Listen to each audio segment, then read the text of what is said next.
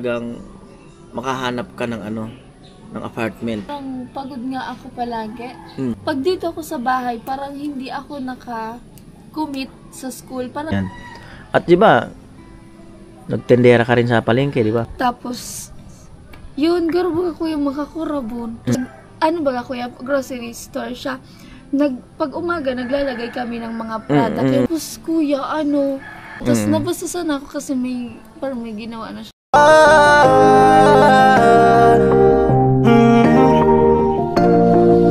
Kung sa pagtulong ng usapan ko, yan alis sa kalam. Yo! Good morning! Magandang umaga po muli sa inyong lahat.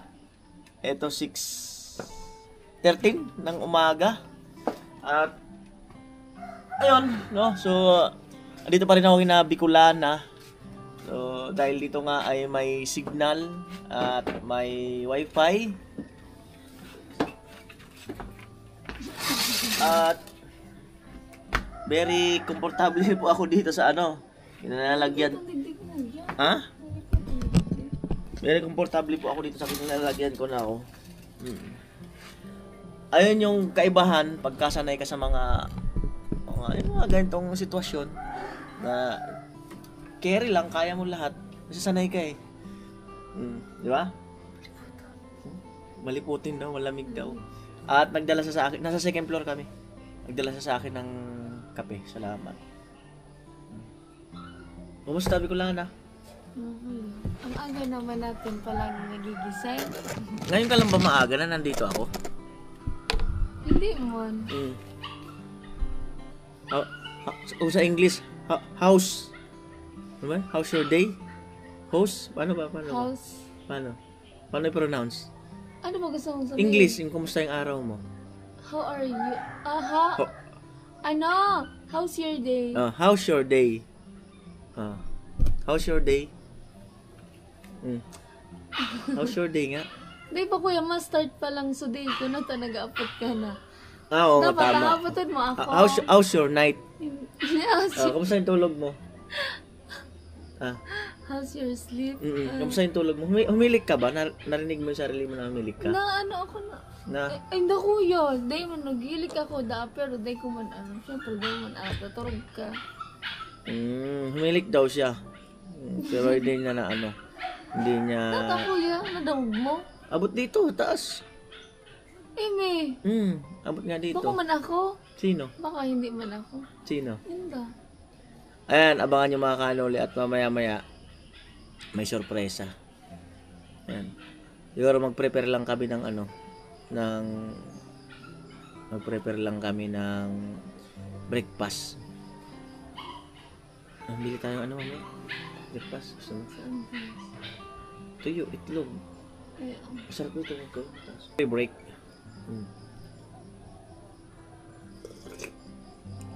Bicolana kasi hindi nagkakape. Dati nagkakape ka. Ayaw niya na kasi. Sinisikmura daw siya. Ako din sinisikmura na pero nilalabanan ko. Kasi minsan kailangan mo talaga magkape. Kaya panggan kuya, kaya sabi mo baga may May. Kaya wala dyan sa baba. Ano? Pagkaon. Hindi Lalo, sa Pasko mas malamig na dito. No? Ang lamig kasi dito, ang daming puno. Paikutan sila ng puno, tapos nasa gilid sila ng mga bundok. Ayan, no? Ayan, nabibigay ng lamig.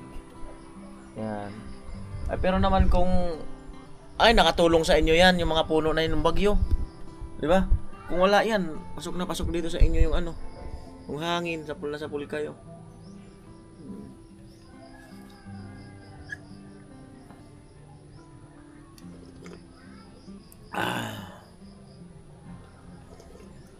Hindi mo nami-miss yung dating bahay niyo? Nararamdaman lang kuya. Pero nami-miss mo yung dating bahay niyo? Pag naalala man lang. Ano naramdaman mo nung giniba na yung dating bahay niyo? Yung old house?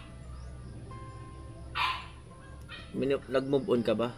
Let go mo na lang siya. Kailangan mo para sa pamilya niyo, yung mas komportable. Siyempre kuya, babay anahaw. Yun. Yung ano ba kuya yung ano? Yun nga, yung anahaw nga yan, no? Ano mga memories mo doon sa bahay niyong luma? Kung po pwede sana hindi na siya giniba, tapos Kung about sa bahay, Oo. syempre nagtatagdo kuya, tapos tumutulo. sa taas, tumutulog, tapos sa taas kasi pag dahon, minsan may mga inuuod, lalo na pag palaging basa yung yung ano pa dyan, bubong. Syempre may mga inuuod kasi yun, tapos pag nagtatakdag ako sa baba, tapos pag syempre nagkakaturog ka, tapos may nagtatarakdag sa'yo, naranasan ko kuya, nagtatarakdag sa ano ko baga, as in tiripon sinda na ulod, makadiri ang kuya. Seryoso? Ayun. Ata na kuya. Tapos sa kwarto nila mama, iba naman. Yung, ang mga bilog-bilog na maliit na black, na matigas. Ewan ko ano yun. Yun yung pala ang madaming nahulog sa ano nila. Galing sa bubong. Ganon. Ayan, so marami daw na nalalaglag na ano insekto galing sa bubong kasi nabubulok na nga yung yero ay yung anahaw tas basang-basa. So, may mga insekto raw. Okay, sabi niya ating kapatid. Ay may bibigay. Ha? Saan ka mababariya? Walang barya, humingi yata ng baon. Kapatid hindi ko lang. Saan ka may bayang boys? Dalhin mo na yan. Huwag mo nang ibalik. Kuya mo. Ipadala mo na muna kasi wala siyang Ibalik baon. mo sa kuya Pamasahe mo. Wala siyang pariya pamasahe. Diba? Kadiskarte na yun. Saan na nag-aaral? Tabako. Layo ah. Anong grade? Grade 11. Walang grade 11 sa sentro. Meron kuya. Kaya lang, mas Ayaw naman. Pag garabok, mas gusto niya lang doon. bagong environment. Di puro kaiwal, puro...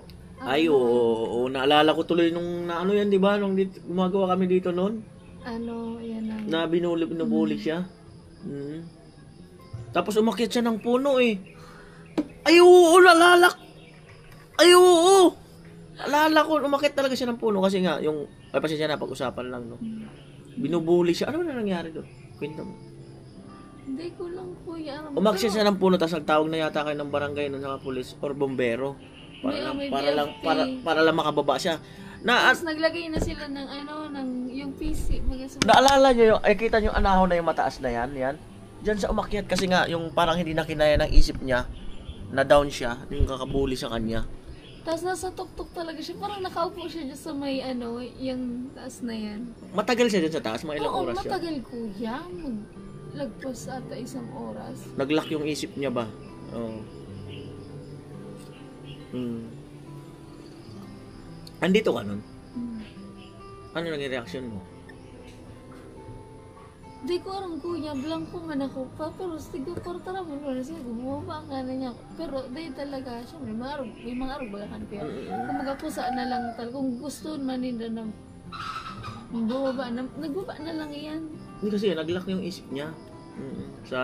Yun nga, kung hindi ako nagkakamali sa kakabuli sa kanya sa school. No, kaya hindi magandang yung pambubuli, no? Yung minsan, yung nambubuli, ito ang tuwa. Okay lang yun sa yung kaya na ng isip. Pero yung mga hindi pa kaya ng isip yung binubuli, posibleng magano. Buti nga, hindi tumalon. Tapos nagkaroon na ng bumbero dito nun. Ayan. Saan yung pintuan natin? Doon sa bahay nyo. Paano kung yung bahay nyo is, halimbawa, kung talagang malaki lang yung lote nyo, parang pinreserve lang siya. Hindi siya gagalawin. Tapos dito sa kabilang lote, yung talagang itatayong bahay. Parang mas feeling mo, mas okay ba yun? Malaki yung lupa? Hindi, tapos halimbawa, na-preserve yung old bahay nyo na hindi siya gagalawin. Hindi. Kasi kuya, kaya puan mo na mag-let go, kaya puan mo na mag-move forward. Kumbaga. Hindi mo na, nangyayari man talaga, syempre, lahat, gabos mo mga kuya. Mapun ka sa pinakasadit, tapos nag-improve. So, ibig sabihin mo, may mga bagay talaga kailangan i-let go. Move on, parang ganun. Parang yung bahay nyo. So, yun pala si Bicolana. Pero iba-iba naman kasi yung tao. Yung iba, kagaya ng iba, yung mga lumang motor nila. Ito kuya, gamit kaya ito gamit.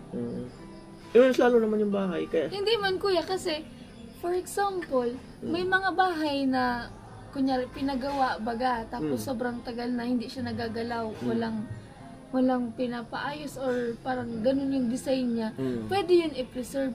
Pero yung mga ganito sa amin na parang anahaw na yung parang kung sabi pangit, kumbaga pangit siya tingnan, ganyan. Tapos kumbaga kuya, kahit noon pa, ini-improve na talaga, parang pabago-bago yung design ng bahay. Kaya natural yun. Pero Oo nga, yung nausog-usog nga yun, nagkwarto, gano'n. Tapos, ano pa? yung mga pwedeng i-preserve kuya, yung parang ilang years na, yung ganyan na yan, nakatayong ganyan. May tanong ako. Ano? Yung napag-uusapan yung preserve, napag-uusapan. Ano? Yung alaala natin, ayaw mo bang i-preserve? Kuya, yaw na lang ito. Hindi na mawara. Aray ko po! Kuya, lalamigan ka na rin, tiga-abo ka na. Di, joke lang yung mga kanol eh. Naka-upload man sa YouTube yun eh, yung mga alaala na yun eh, yung paano siya na-scout eh. Yan, joke lang, twist lang. O ano? Tapos, paano kung, ito. Itong bahay niyo, malapit na to. Dahil pa? Hindi, at least nakatira na kayo. Layo mo sa camera eh. Hindi maririnig na ano.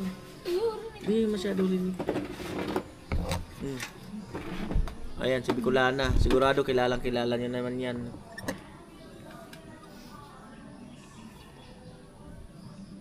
Ano yung course mo? HM. Ano yung HM? Hospitality Management. Parang HRM lang. Hospitality Management. Hospitality Management daw. Hospitality Management. Ano nga ginagawa nyo? Sa mga hotel. Cruise ship, pwedeng cruise ship, hotel. Yung mga ano baga, guys. Kung gusto mo mag-cabin crew, mag-cook, mag-being chef. Masaya ka naman sa course mong ginawa. Yan talaga ang gusto mo. No naman.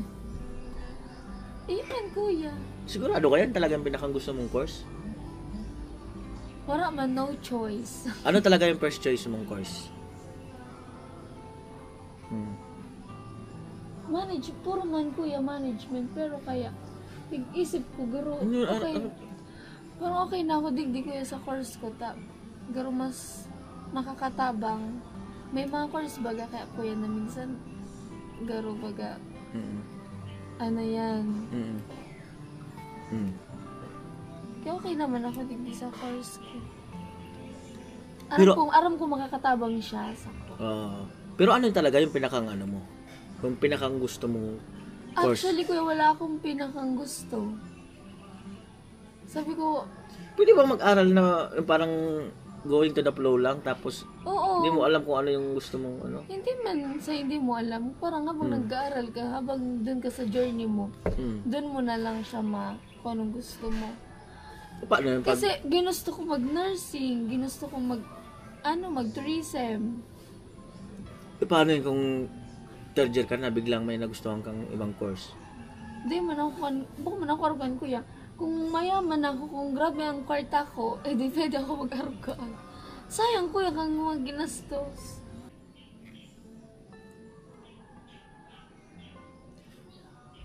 Ayan, isang rason at matagal mo na rin gusto na talagang makahanap ka ng ng apartment. Ayan, so ano mga rason mo? But pwede naman mag-commute lang, uwian dito. Ba't mas pinili mo yun? Yun kasi guys, yung first talaga, yung sa commute. Sobrang pagod nga ako palagi. Lalo na minsan may uwian kaming alas 8, yung mga laboratory. Tapos kumbaga marami kaming dinadalang gamit. So parang hassle kasi sa kung mabiyahe pa. Tapos palagi akong tulog sa biyahe pag pauwi sa jeep. Nakakaya ko yung palagi akong nakanganga. Buti hindi ka nabibidyoan. Tapos yun nga din, parang hindi, pag dito ako sa bahay, parang hindi ako commit sa school, parang nafe-feel kong hindi ako nakakommit. Kasi madaming chances madaming opportunity yung nasayang. Maraming event, palagi akong participate ng mga instructor, pero hindi ko man nabibigyan ng time. Tapos parang napansin ko, yung mga nag-board na mga kaklase ko, parang sila talagang Easy lang. committed Relax, medyo relax. Oo. Tapos hindi kuya, easy access talaga sa school. Committed talaga. Sabi ko, tapos parang hindi ako masyado nakapag-focus pag dito sa bahay kasi may nagtatrabaho. Tapos, basta kuya, hindi tahimik yung utak ko. Pag nandito ako sa bahay, wala akong peace of mind. Kaya sabi ko, try ko. Pero natatakot nga din ako kuya kasi hindi man baga ako sanay. Pero inisip ko, matututunan ko man lang yan pag andun na ako sa point na yun. Like, so kung paano mag-solo, ganyan. Saka sinabi mo na kanina minsan kailangan mong, kagaya ng bahay nyo, inibagan na. So, ganun din yan sa parang stepping stone mo ngayon. Feeling mo mas magandang desisyon talaga yan. Oo, kuya, kasi pag OJT ko, ganun din naman. Malayo ka man, ay parang gusto ko na kuya ma-experience, mag-solo muna. Hindi mo yun talagang kumbaga ma-experience. Solo in life.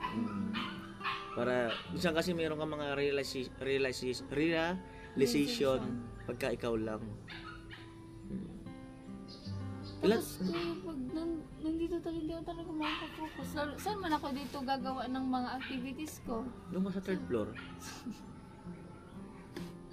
So tama yun na na hindi talaga siya nakakapag-focus kasi yung ingay ng paggagawa ng construction is naririnig niya. Kasi open lahat ng pintuan. Open lahat ng pintuan. So malikabok at iba pa. So hindi talaga siya makapokus. Na-distract siya. Wala man ako dito sa sarili pang kwarto.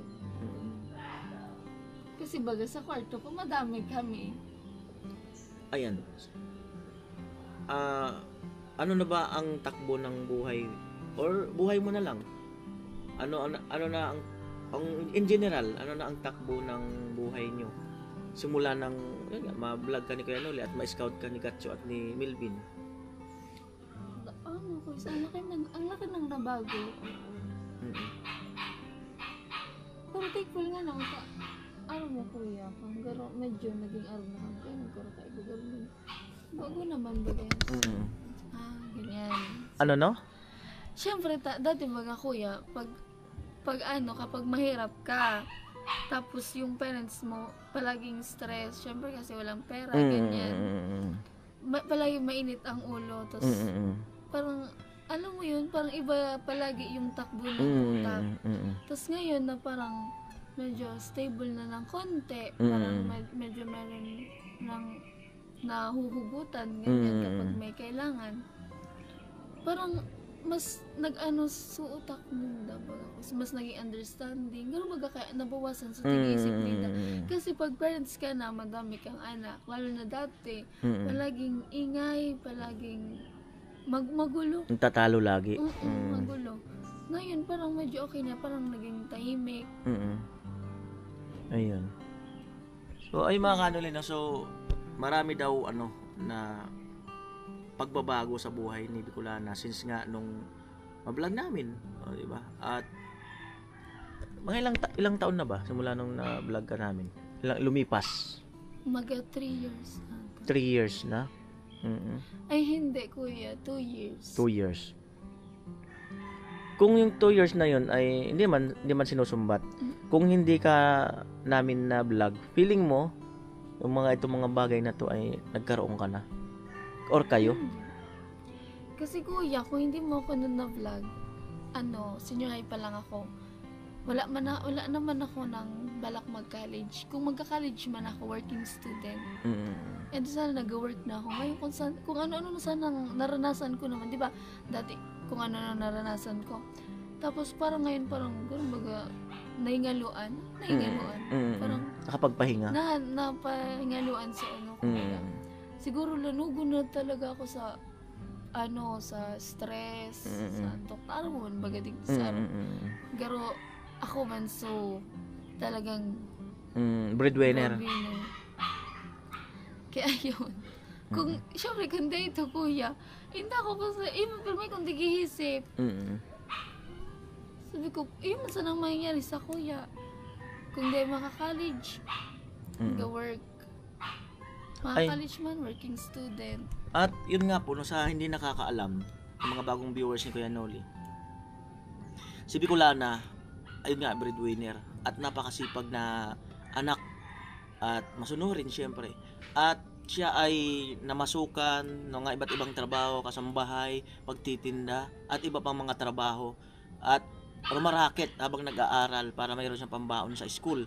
At syempre, mayroon din siyang maibigay para sa kanyang mga magulang kasi kanyang mga magulang ay kumbaga hindi naman pinalad talaga sa sa buhay, no. So talagang sakto lang makakain, mapambili ng ulam. So yun lang talaga ang status ng kanilang pamumuhay. Ayan.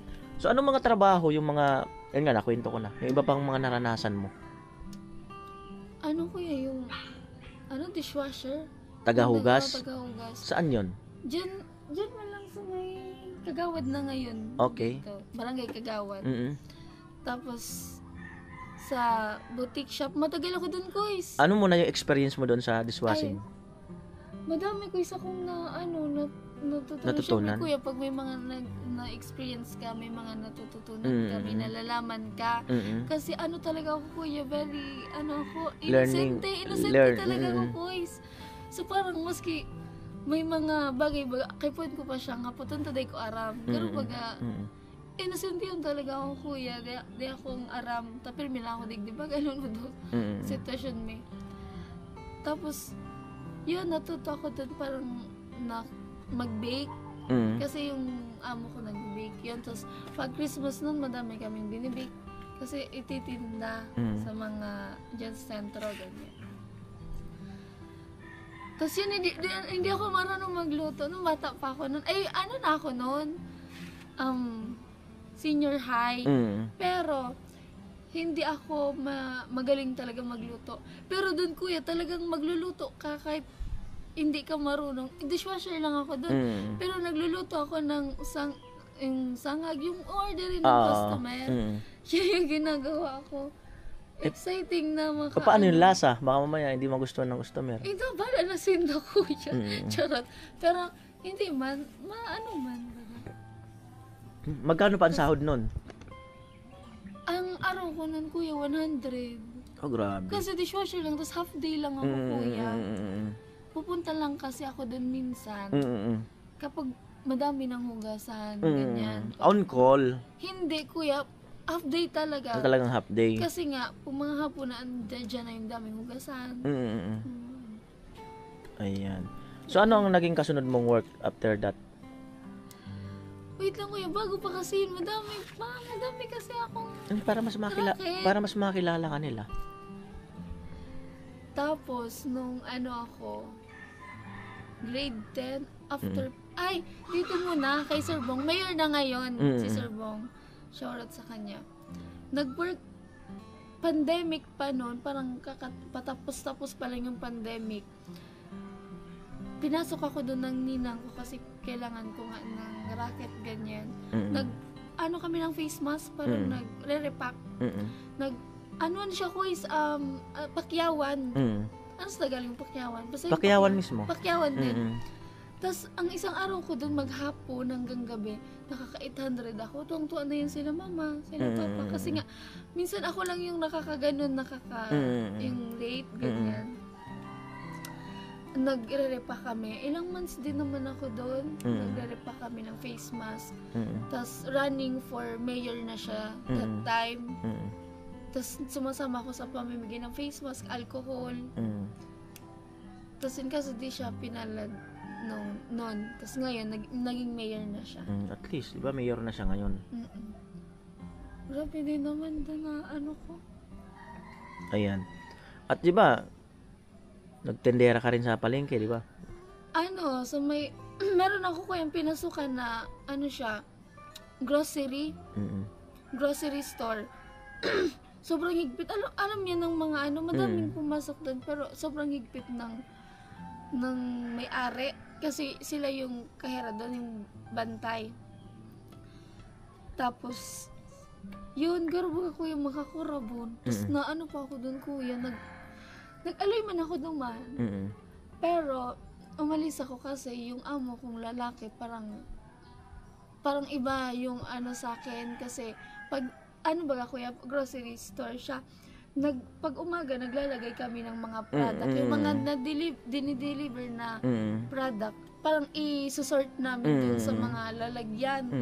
Tapos, kuya, basta na Na-sense mo? Oo, tapos nabastusan ako kasi parang may ginawa na siya ganyan. Pero may ginawa na siya sa'yo, wala pa naman. Yung parang medyo foul. Oo, kuya, meron na. Pero, dun na, parang nabother ako. Kinento ko yun sa mga friend kong tindera doon. Tapos sabi nila, dahil nagdaang baka daw baliktarin pa ako ganyan. Tapos wala man talaga akong power, wala man akong pera, wala man akong para sumbong baga ganyan. Paano siya nangyari? Sabi mo nga, nag-aayos ka ng mga paninda. Oo. Tapos? Pero may something lang kuya na yung niya, parang dinidikit sa akin. Ganun kasi yung daanan, kasi pag grocery baga kuya, masikip yung daanan. Tapos dumaan siya. Tapos, yun talaga kuya, niya talaga ito, sadya. Sadya niya. Tapos, yun guys, nagkwento ako sa mga friend kong tindera.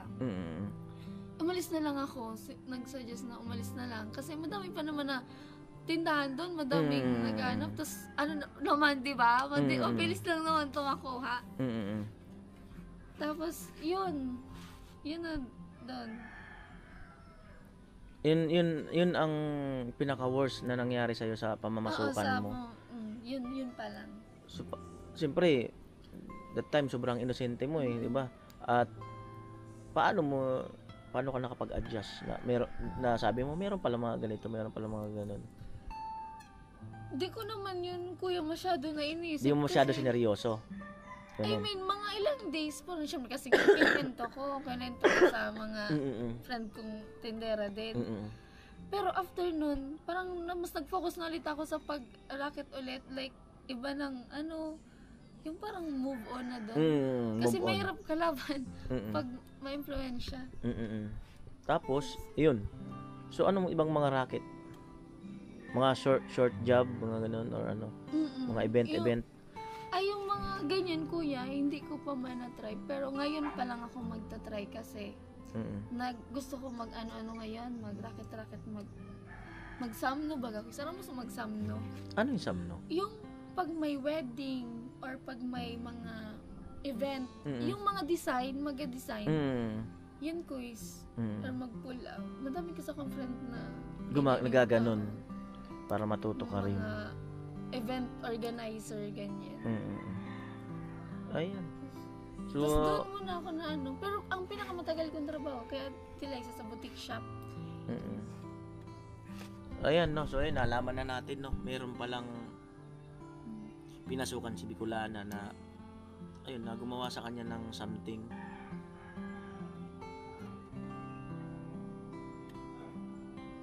Ayan, at kininto mo kina mama mo yun? Nakwento mo? Hindi mo kininto?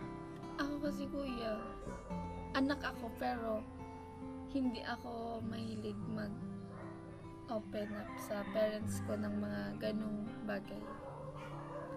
Kasi parang kuya, bata pa talaga ako, sanay na ako na parang sariliin. Sinusolo mo yung mga bagay-bagay. Ayan. At maano kasi ito si Bicolana kaya madali itong makuha sa mga ganong trabaho Malakas ang kanyang looks. Tapos, alam niya, medyo may makwela ng kaunti. Paano niya mapapabili yung mga customer, no, di ba? Siyempre minsan pagka medyo kwela ka at yung ibang customer, instead na bibili doon sa tindahan na yun, doon na yun sa'yo kasi kumbaga na-entertain mo sila, no? Ayan. Yung paano mo sila yung mga mamimili? Pag sa unang kuya, syempre, may ilang ka pa di upaklos. Pero pag matagal ka na kuya, lalo na sa mga customer nyo talaga. Tsaka kuya, doon sa sa grocery, hindi man talaga kailangan din mag-ano kasi grocery yun, dun talaga yung halos lahat ng mga mamimili, ganyan. Oh, nag-ano ka rin sa damitan, di ba? Ayun, kuya, sa naitan. Ano, para nung mga una, para lang ang statwa dun. Siyempre, bantay ka lang sa statwa. Tapos, nung mga kailangan mo ng customer, parang magtawag, lalo na pag linggo, madami na. Ganyan, pili na po. Ayun, mga kanoli. Tapos kuya, nagbantay pag ako babysit. Oo nga pala. O tapos, ano ang experience mo doon? Malaman, cute lang kuya. Kaya Ate Liza man lang din yung anak ni Ate Liza. Minsan, gusto ko dun pa tulugin ng yung binabantayan ko. Kaso nga, di pa man pwede. Mahigpit pa nun sila, papa. Pero pumupunta ako dun ng mga 5 a.m. para samahan yung anak nila kasi maggagala, ganyan, magra-rides yung mag-asawa. Magtitimpla ng gas, magpalit ng diaper, kuya. Pero kuya, ito kaya, napagbantay ko. Kasi parang, lang ito, saro lang ang bayad sa pag dumang ko sa shop, sa tindahan. Pangkalahatan. Pero okay naman. At syempre, lalo na noon, ang iniisip mo kasi income. Hindi mo iniisip yung gusto mo kaagad ng malaki na kita. So, good attitude yun. Good attitude yung mga nagsisimula pa lang na parang okay lang, at least meron tayo kitain ngayong araw na to. Compare doon sa gusto mo agad malakihan na agad. Wala pong mararating yung tao pagka ang gusto ay malakihan na kaagad. Talagang nag-uumpisa muna tayo doon sa step by step at maliliit muna na income. Diba? Ayun. Dami mo lang nakwento. Opo. Ano ng vlog? O ito. Kumusta ang breast mo? Sakit. Ha? Sakit ka. Masakit? Hindi siya makakain kagabi. Masakit daw eh. Tanggalin ko na nga. Gusto nga niya tanggalin kagabi. Ayan. At masarap ba sa pakiramdam na pagtulog mo, paggising mo, ito makikita mo, itong ongoing na pabahay nyo? Actually, feelings ba? kuya, para sa kuya lang, sa namamati ko.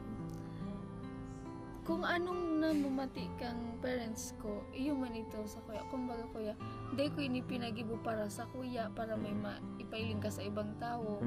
Para sa pamilya ko kasi gusto ko maging maging stable.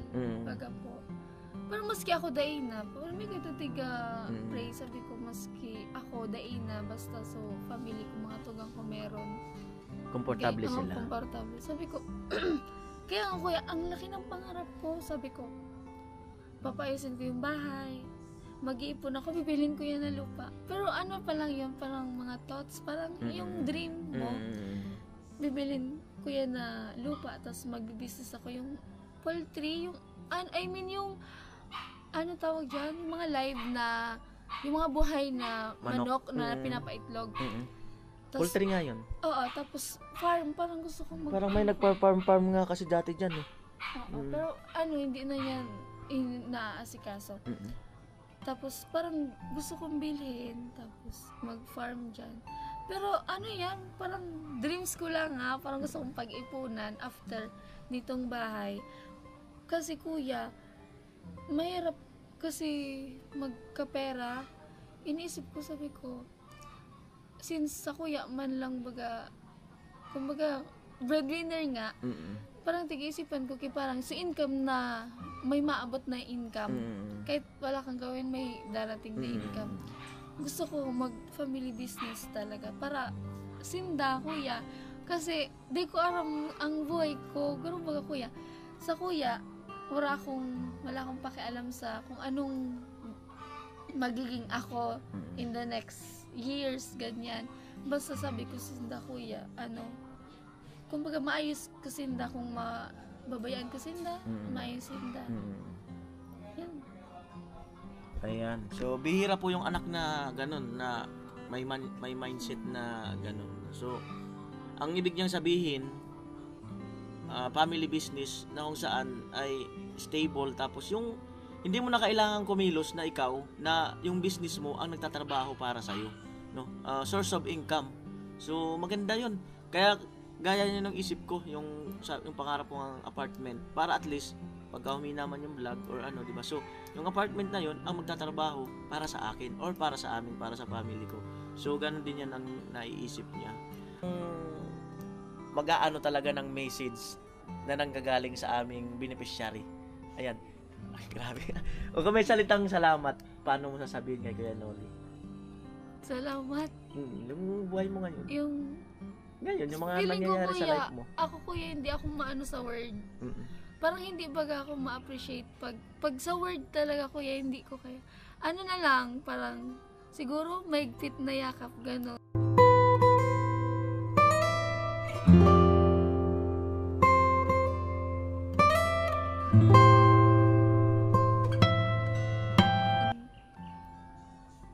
Yan, hindi, kasi ako maano kuya sa Iba pa rin salita. iba pa rin pag may words. Ano? Alam mo, si kuya, Sige to na.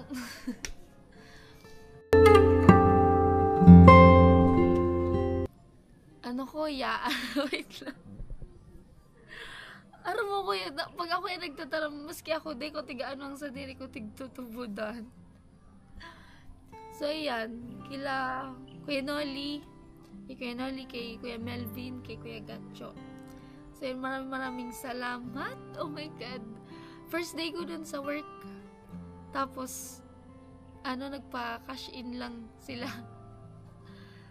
Kaya yun, maraming salamat kay Kuya Noli. Lalo na dun, kila Kuya Gatcho, kila Kuya Melvin sa sponsor. Kay Kuya Noli talaga. Number 1. So, ayun. So, sobrang tatag ko kuya, hindi na ako masyadong hindi na masyadong malambot kuya yung kumbaga, Puso. yung puso ko. Dahil sa karanasan sa buhay. Parang sobrang tatag na ba ako is. Hindi ko na kayang anuhon. So, ayun, Kuya Noli, maraming salamat. Pati sa inyong lahat. Team Paway. Sa viewers natin. Kasi kung hindi man dahil sa inyo, syempre paano man kami kikita kung wala kaming views. So ayan, maraming salamat sa mga sumusuporta. Ayan, patuloy yung suportahan yung Team Paway, yung mga channels nila, channels namin. So maraming salamat. Ayan, behind the camera or off cam, itatanong ko na talaga sa kanya to mga to. Chance ko na to. Gwapo ba si Kuya Noli? Hindi. Hindi yan ang tanong ko. Ito. Ayan. Ayan, off cam, on cam. Paano ba si Kuya Noli mag-guide sa'yo? Or paano ka, basta paano ka mahirap na sabihin. Paano mo nararamdaman na nandyan si Kuya Noli para sa'yo? Kasi before, di ba syempre, nung umalis na dito sila Kuya Noli, palagi ako nagsusumbong kay Kuya, di ba? Palagi ako nagsusumbong sa kanya, yung mga problema ko dito, yung mga nararanasan ko. Tapos yan, to the rescue naman, palagi siyang nag-a-advise, ganyan. Yung last, bago ka pumunta dito, may nabasa akong sa chat mo, yun. Basta nakalimutan ko, parang pampalakas siya ng loob. So, ayun, pag nandito ka naman, palagi ako ni Kuya yun yung tinatanong. Mabilis niya akong mapansin kung may dinaramdam ako, kung may pinagdadaanan ako. Kasi kahit hindi ako magsabi, siya na magtatanong. Sabi niya, kumusta ka? Parang may pinagdadaanan. Pinipilit niya akong magkwento. Ganun si Kuya Noli. Kasi hindi na ako masyado pala kwento ngayon. Hindi na ako kuya masyado nag-overshare. Lalo na sa problema. Tapos si Kuya Noli, kailangan niya pa ako, pipilitin niya talaga ako para lang malaman niya, kumbaga, mabigyan niya ako ng advice, matulungan, kung ano man. Kaya ayun, super appreciated talaga si Kuya Noli. Pero mahirap pag kinikimkim yan. Nung sasabog yan, Sabi ko ba magkakasakit ka sa puso.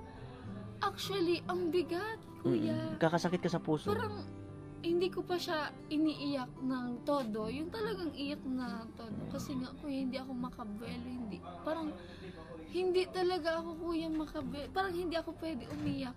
Kaya parang nafe-feel ko na sobrang tatag ko na siguro. Pero minsan, yung kakikimkim mo ng ganyan, minsan may naidudulot yan na hindi maganda. Minsan, nagiging matigas ka na sa ibang mga tao. oo, Kuya. Kasi, yung dahil doon sa damdamin mong yun, feeling mo, lahat na nakakaharap mo, parang ganun na ang magiging ano mo. Oo, Kuya, maano na ako sa ibang tao. Parang hindi naman Hindi naman siya, sobrang ano. hindi naman siya masungit or ano. Pero parang, wala na lang akong pakialam. Yun talaga mangyayari dyan. Parang kung ano man, sige, kayong bahala. Parang go with the flow na lang. Kung anong isipin nyo, isipin nyo. Kung anong gusto nyong gawin, gawin nyo. Parang wala na akong pakialam kung ano man yung mangyari, ano man yung kainat na. Pero hindi yan maganda. Yung, ang dami mong parang gusto mong sabihin eh. Napakarami. Parang punong-puno yung libro ah. Kuya, Mm. puno-puno yung ano, bottled water. Bottled water. Pero ako malayo, Kuya. Masikay sa ima. Nagahapon, nagatanong ko. Ang tamlay mo. Ang tamlay mo. Hindi man ganyan yung energy mo. Ang promise, ang tamlay mo talaga. Eh, 2 araw na ako dito. Tamlay mo. Kuya. Na ano ko yung pagiging energetic mo eh.